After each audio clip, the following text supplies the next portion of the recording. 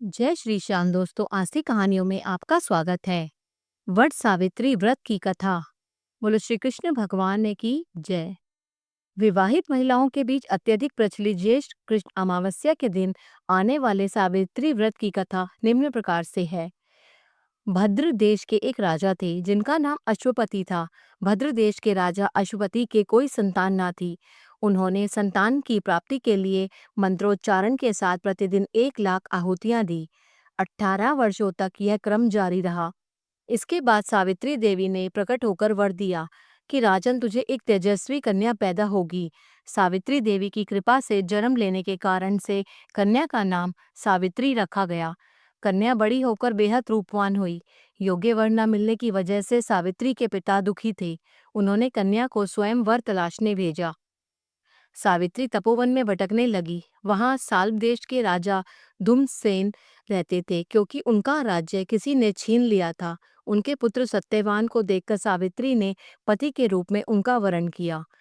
ऋषिराज नारद को जब यह बात पता चली तो वे राजा अश्वपति के पास पहुंचे और कहा कि हे राजन, ये क्या कर रहे हैं आप?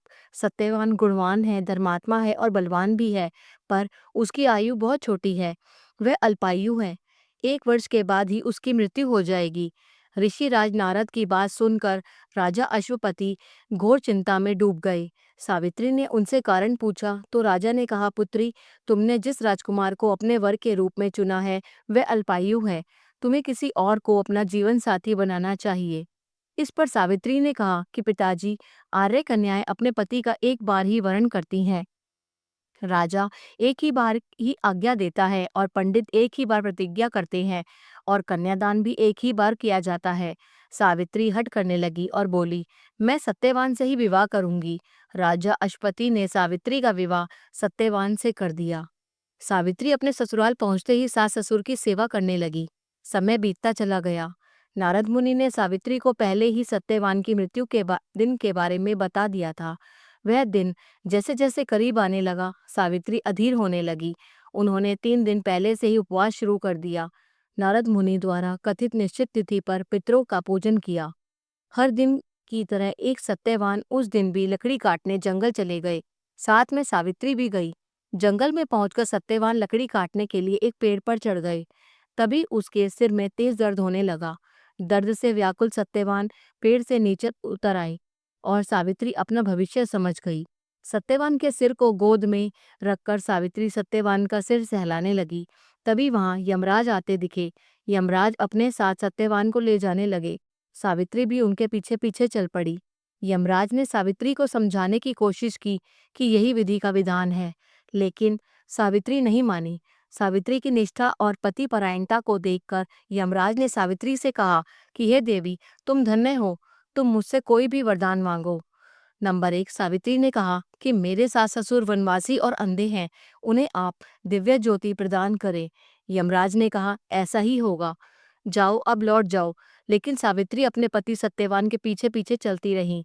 यमराज ने कहा, देवी तुम वापस जाओ। सावित्री ने कहा, भगवान, मुझे अपने पतिदेव के पीछे पीछे चलने में कोई परेशानी नहीं है। पति के पीछे चलना मेरा कर्तव्य है। यह सुनकर उन्होंने फिर से उसे एक और वर मांगने के लिए कहा।